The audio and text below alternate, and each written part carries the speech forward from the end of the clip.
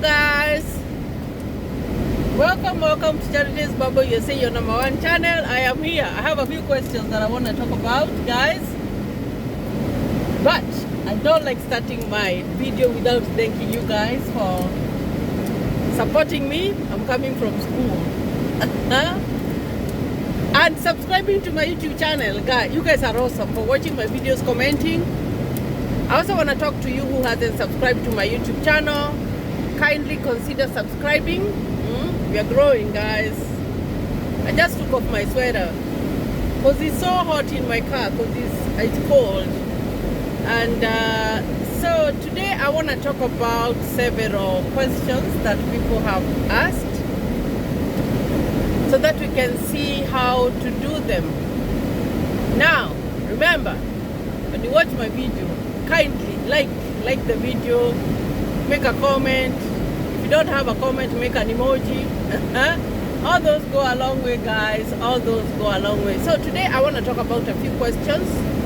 Have we experienced any snow? But as soon as the snow falls, because it's gonna fall, I normally like to look at the weather forecast for a whole week. And as soon as the snow falls, I'm gonna do a video and you're gonna see. But I normally find that it becomes extremely cold, and like last year I remember we had snow around December, January. That's when like the snow fell, but that doesn't mean that it's not cold, guys. It's very, very, very, very cold. So we still need to dress very, very warm and just have the right clothes. So that's out there. Now let's talk about the host, because most people are talking about the host, and they're asking. There was this person who was saying, according to what you're saying about the Form I-34 and the whatever form, the other form, it's called the tax form or the income form that the host needs to send for someone. And then that person was like, how hard can it be to get a host? What I can say is it's a challenge, yes. But when you have won your DV lottery, guys, I don't think that, I do not think that you will lack a host.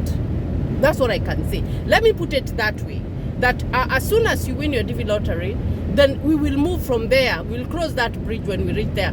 But I don't want to talk about, and give, it's always good to be pessimistic. Yes, I understand that people don't like sharing their documents. I understand that some people, and it depends on how the world is right now, because people, there's some good people and there's some bad people. You guys understand all that. And most people are scared that they don't want their information out there. But you find that you still can find a host. Of course, they will ask you so many questions. They will ask you, of course, they will want to first of all verify if you have won the DV lottery. That is the first thing that they want to verify. They want to, like, they will be asking you for so much information concerning that DV lottery, and they are doing their own research before they decide whether they are going to send you documents or not. So what I normally say is that the DV lottery is a lottery. That's the first thing that we should know. So what you should do is that first of all, wait until you get the results. Don't worry about the host right now. Don't worry about the DV lottery right now. You already did the application. Forget about it. It's very, very important for you to forget about it, because the moment you move your mind from the DV lottery and you think about the other things, when you go to check, because the time for checking is gonna come in, look how dry it is. It's very, very dry. Then you will not get depressed because you did not win the DV lottery. That's not where we wanna go, guys. And that's why I normally, most people who text me, they're like, oh, Charity, will you be my host or whatever? I know, just normal. I just tell them, let's cross that bridge when we reach it. Because when we reach that bridge, or when you check your DV lottery and you see that you have been selected, that is when we are gonna start having those conversations. So what I can urge you guys is, first of all, forget about the DV lottery right now. Don't think about it. And that's why you find that after it's done, I'm done. I don't talk about it anymore. Now, so that is that. I hope that's clear and capiche. Now, there's this other person who said, this is an interesting question, and I would like to talk about it because most people get lost when it comes to family, and they get lost when it comes to talking about what to do, especially when the finances are involved, because a lot of finances is going to be involved for you to process your DV lottery. The application is free, but the processing of the DV lottery, you will use a lot of money. And you find that when you convert, depending on the area that you're living in Africa or wherever you are in the world, when you always have to measure the money that you're going to use to process your DV lottery with a dollar. You know, I think about the dollar and see how much is it selling in your country. You look at the stock market and see how much the dollar is selling. And then, so that's how you pay the money.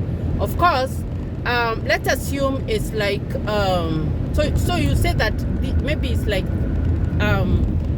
$300 or whatever dollars. Then you convert that to the money, your currency, and then you know exactly how much you're going to use. That's how you do it. Now, it's a high amount, guys, when you compare the dollar and any other currency. But this is the thing. If you have applied for the DV lottery, because it's the right thing to do, guys. Like I said, you cannot apply for the DV lottery when you are married and when you are kids and you leave out your family. That one is out wrong. Because if you do that and then you win your DV lottery and then they find out that you left out your family, the chances of being denied your visa are like 100%, guys. Like, it's no joke. Like, you will be denied, especially if you want to leave your spouse behind, if you want to leave anybody behind, you will be denied. So it's very, very important for you to know that, yes, I have won the DV lottery. Yes, the DS260, I am going to fill out all my family members. But there's a provision in the DS260 that says, are you going to be traveling by yourself, or is your family going to come after?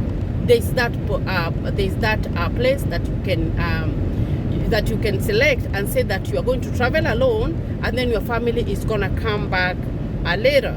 Now, that happens because when you get your visa to come and live in the US, they don't tell you that you have to immigrate like as soon as possible. No, they give you a grace period of 6 months. 6 good months, that visa is good. So in 6 months, let's see what you have done. Maybe you are able only to process your stuff. And remember, that process of the 6 months and whatever is after they have gotten the visa. So the whole process of the interview and all that stuff is going to be done at the same time, because those are your derivatives, and they are deriving, or they are benefiting because of you. So that one is clear. So after they have had their visa, they have that grace period that they give you, whereby as the main applicant or maybe as the spouse, you can decide you are going to come in, and then you will have your house, and then within a short time you'll have gotten a job and you have an apartment and you have enough fare to send to them. Because when you come to this side and then you're getting the money and you convert the money that you're using to pay the airfare, it's not much, guys. It's not. Of course, it's much because like close to $1,000. That's a lot. But still, when you work very hard, you will find that it's a little bit easier when you are on this side, because you earn in dollars, and here you are paid within the hour. You don't wait until 30 days is when you're being paid your salary. No, you're paid. You can be paid weekly. You can be paid every 2 weeks, and then you will be able to assemble that money and send it to your family members. And then they are able to come. You can do that, and you can refer to the video that I did with Levy, because Levy came and then the wife and the child came later. So you can do that, guys, and you have that grace period of 6 months that you will have been established when you come on this side. So that's how it happens. But I saw this one who was telling me, what about when I win the DV lottery and I just process for myself alone, and then I go because I cannot afford. Now that one doesn't work like that, guys. If you have family, you have family, and there is no way that they are going to separate the family because they want to give you the visa. They'd rather have you stay in your country. That one is whatever. So you have to carry that burden of your family members.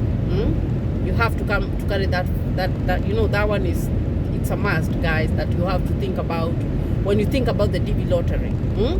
Very, very important. So there is no way that is gonna be you applied and you said that you have a family, and then when it comes to the DS260, you're only feeling for yourself. Now that one is not going to work. You have to, every family member, I told you that the records have to flow. The way you did your application, what your DS260, there has to be some similarity, guys. And of course, for the marriage, that question comes up every time. And I need you guys to be watching my video. And if you haven't subscribed to my YouTube channel, kindly consider subscribing. So, this issue about, I've even forgotten what I wanted to talk about. Yeah, this issue about a marriage. If you are married customarily, don't worry about it. After you win your DV lottery, you will go and get the marriage certificate. But if you had entered that you are single, and then you go and check and you find that you have won, and then you want to add someone and you say that they are your spouse, that is after May. Oh, that's good. That can bring a problem, guys. It can bring a problem, and they might want to investigate more.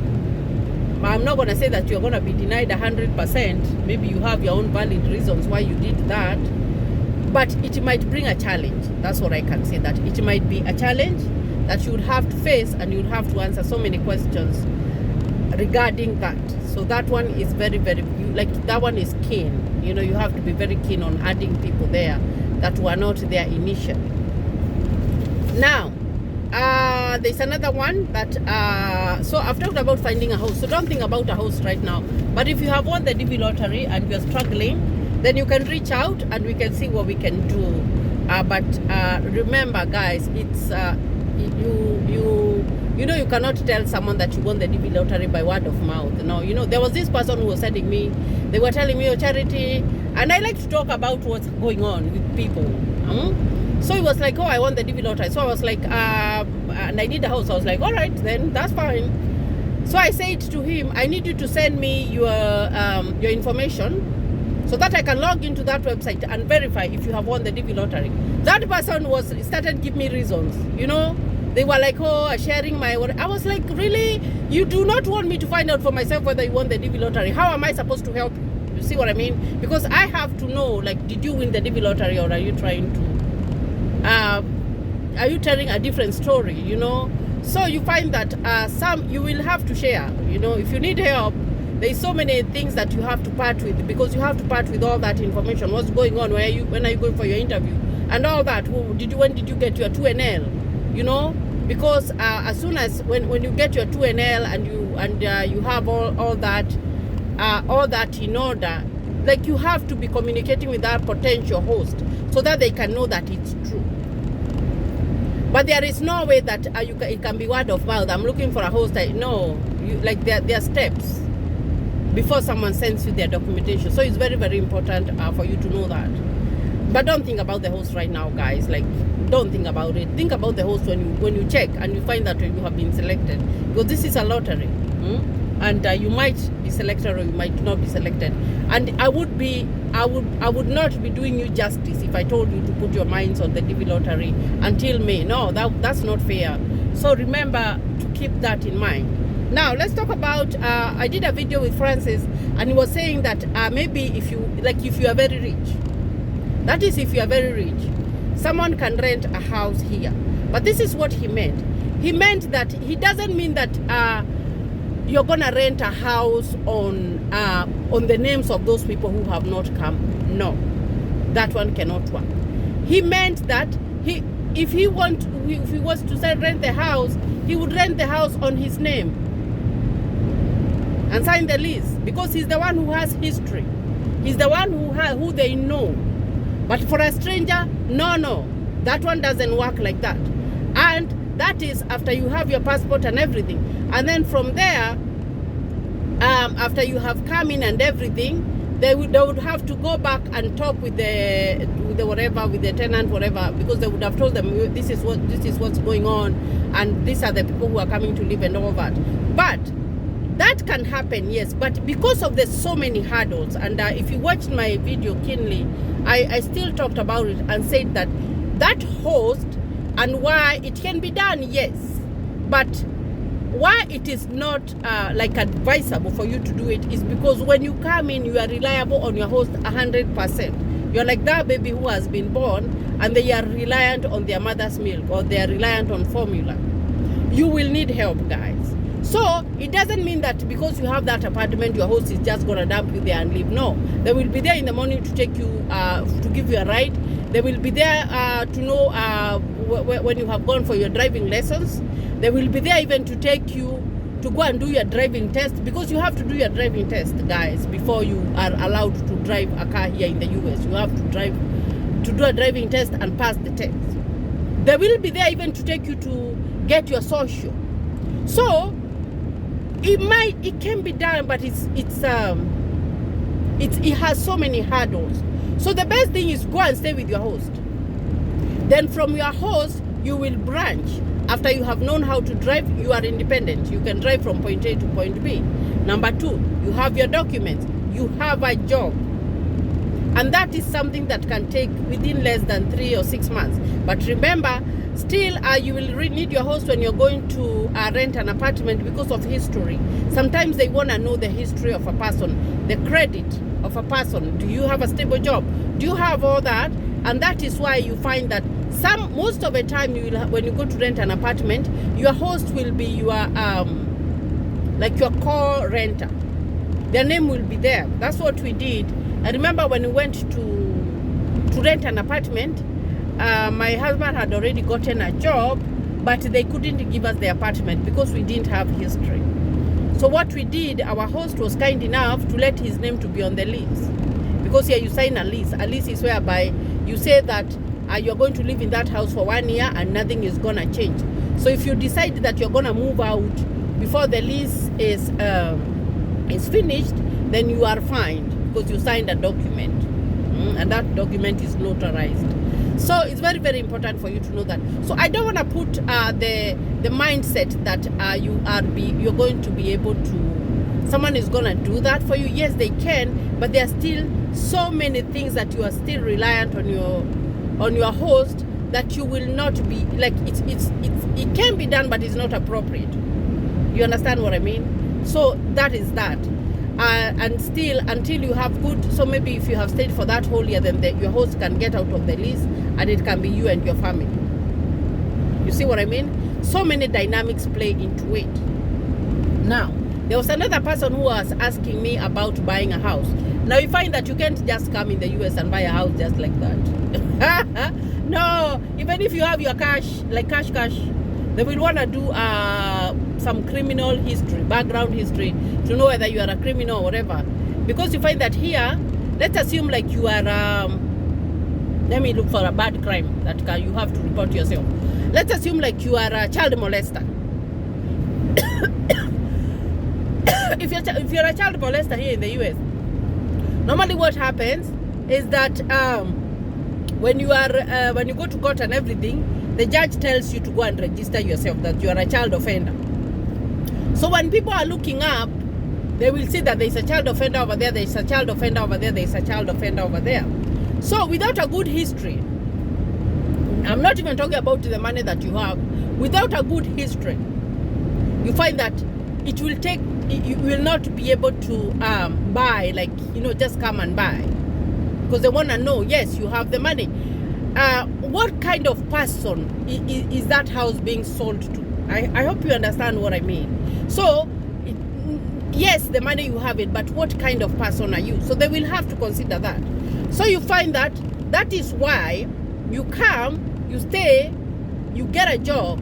At least you have stayed for a whole year, you can buy a house. As it took us, we bought our house when my daughter was like, how old was he? How old was she? So it was like 6 months. That was in 2016. So it took us close to 2 years before we got there to buy our house. So they want to know what kind of person are we selling the house to, So those are some of the things that play in. So when you're coming in, the first thing that I want you to think about is, I am going to my host, number 1. Then, from there, I am going to get a job. Then I am going to get a house, or I'm going to get a car. That depends on you. But remember, you must have a goal, a plan. You know, this is what I'm gonna do, 1, 2, 3, 4. This is what I am gonna do. So it's very, very important for you to know that, or for you to do that, because if you don't, then you are not going to be able to have like a good basis. So for now, what I can tell you is that, let's assume, and this one, the person who was asking about this question is in Kenya, and there are challenges, and you know, it's good to talk about reality. I like to be real, because most people, majority, the highest percentage, by the time you do the process of the DV lottery and everything, by the time you're coming here in the US, you don't have millions of dollars. Believe me, you have very less money, and actually the money that you have is not even gonna last you even 15 days. That is the majority. I'm not saying that there are some people who are not extremely wealthy. I know there are some people who are extremely wealthy, but most percentage is that you're gonna come in and you're gonna be broke. That's for sure. So that money that you have, the little that you have, keep it as pocket money. Keep it like maybe it can be, think about, instead of thinking about a house, think about buying a car. Especially if you're coming to a state like this one. And like we said, when you're planning, it's good to go to a state that is low profile. And then after you have established yourself, because it's very easy for you to establish yourself in a low profile state, then after you have established yourself and everything, then you can move to the big states. You can do that. Although that's a decision that you have to make. Those are just my suggestions. And take it or leave it. But that's how I see it better. So that's what should be on your mindset. Yes, it can be done, but there are so many dynamics that come with it. You know what I mean? And of course, you'll be reliant on your host like 100%. So what's the point? What's the point? So I hope that one is clear and it's good. So I talked about buying a house. They have to know who are we selling the house to. And the houses range. You find that now, like here in Wichita, you can find a house for like $250,000. You can also find a house for 350 to 400, the high profile areas. But you find that there are other states that you will go to buy a house, say 750,000, or maybe if you go to buy in California, it's gonna be expensive, 500, 750, whatever, $1 million. So it depends on where you are. So you cannot like put a price on the tag. Now, do you buy your house cash? Most of the time it's hard to be able to buy your house in cash. What you do is you have a mortgage. But even if you have a mortgage, you can have some savings whereby this is the mortgage that they're giving you. Maybe it's 20 years, it's 30 years, but then you have a down payment. You say the house, maybe they're selling you, and I'm going to give you an example. Maybe the house is $250,000, but then you have a down payment of like $50,000. So instead of like buying from zero, and most of the time they will ask you for something, it's not going to be like 0, 0, 0, 0, 0, like nothing. No, you have to give something. So you can say like I put down $50,000, and then that will help your mortgage. It can help your mortgage. Or maybe you decide I'm gonna put like 20K, but then you give yourself a goal whereby you will be like, this house I'm not gonna pay it off in 30 years. I'm gonna pay it off in 10 years. You look at the short term, because it's like having a, although that's a bad theory about credit cards, because if you do that one is bad. You know, if you get a credit card here in the US, they don't want you to pay it off fast. Like if they've given you let's assume it's a credit card for $500, because you will get, when you go to open your bank account, when you come here, you can get a credit card for like $500. They give you that when you open a bank account and you have a job. So that $500, maybe they want you to be paying like $20 every month. That is how they want. That is how you build your credit, like by paying that $20, because they will see that this person will give them 500, and they paid that 500 little by little by little. So that helps your credit. But if you get that $500 and you pay it off like once, that doesn't help your credit, because you wanna know that you have some credit. So, but when it comes to a house, don't wait for 30 years until you pay off that house. Like that's too much. You just wanna try and work hard, because you can, and pay it off fast. You can do that. So that's how I can say. But do not think of coming to buy cash, because cash is a lot. Oh my gosh. Where are you going to get $250,000 cash? Unless you are a doctor. Oh my gosh. Or whatever. But most people, they go on mortgage, and you find that the mortgage is really good. Because when you have a mortgage, it builds your credit. Regardless whether you paid for 10 years, it will still build something. Because you see, it is showing the record of your payments. It's showing the record of your payments, so that's good. But when you're going to buy, don't think about those 30 years that they gave you. Think about the short term. And if you're not able to pay like off in the short term, it's okay. At least you have a house. But the house, let us think about the house after we have come and known the norms. What do people do? What, like, you know, how is life here? That's what you should know first, and then from there you can decide, do I want to buy a house?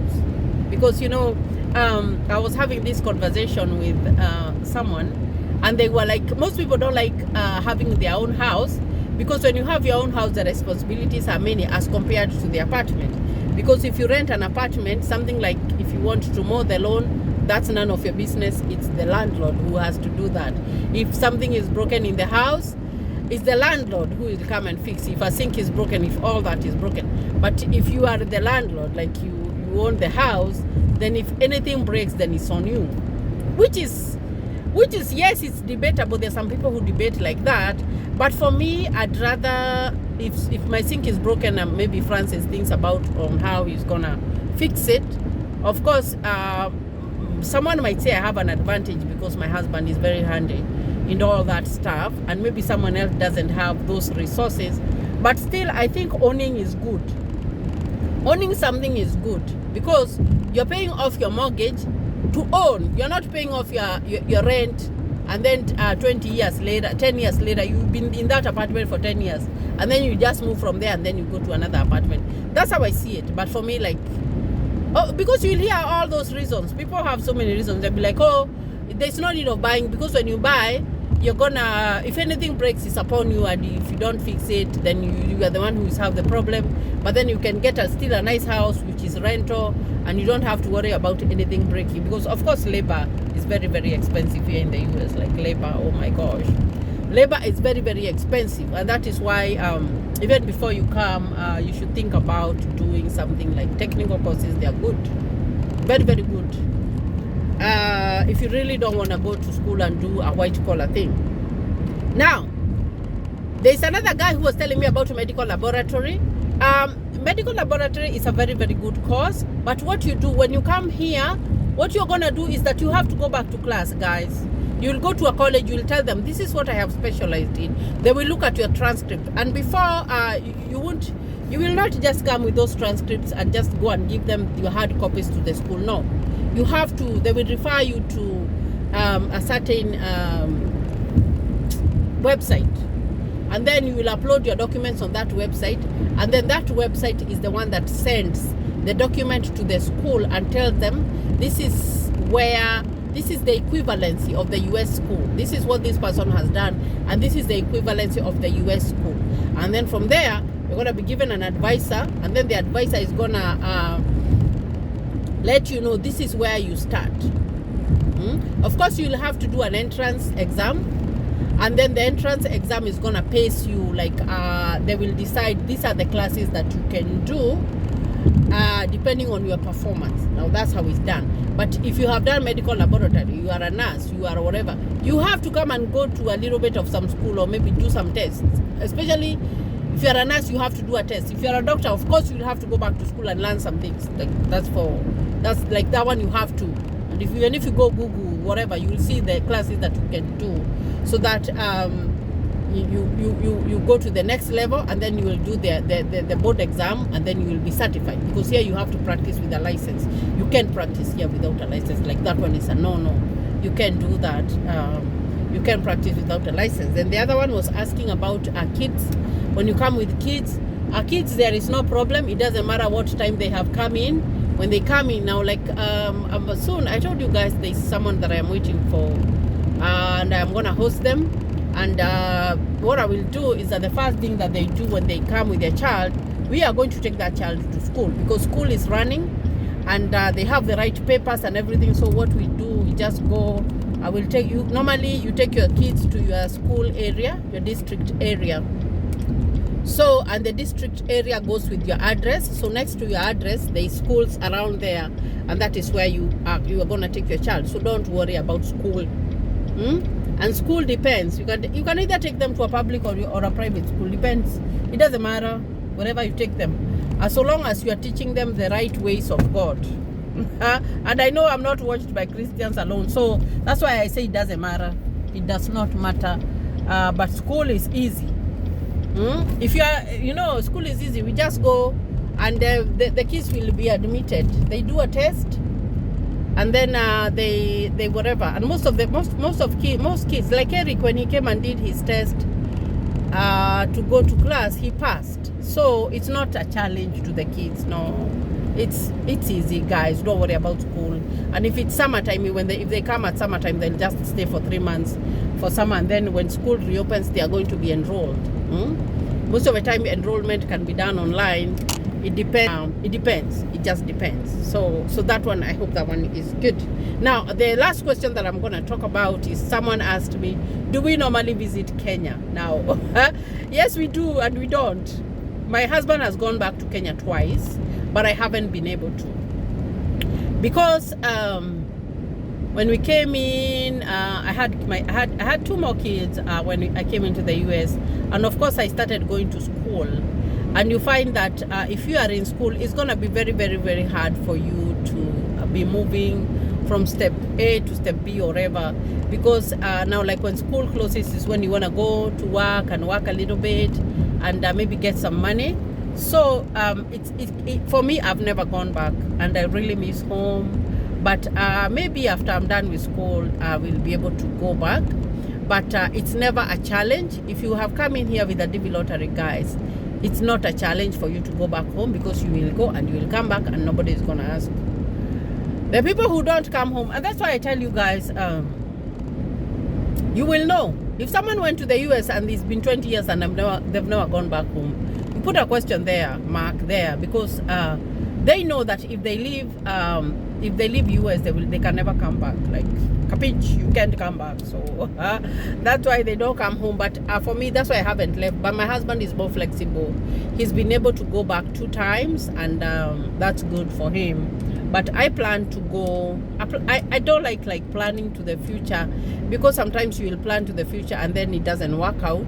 But I plan to go back home here in maybe when I finish my schooling, and then I'll be able to go back home. So guys, I hope that I've been able to answer most of your questions, and the ones that I have not answered, type them in the comment section and I'm going to talk about them. So guys, I'm almost home.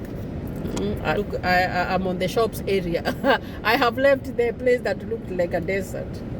So I'll see you in another video. If you haven't subscribed to my YouTube channel, kindly consider subscribing, and kindly consider sharing the video with other people. Thank you, and God bless you.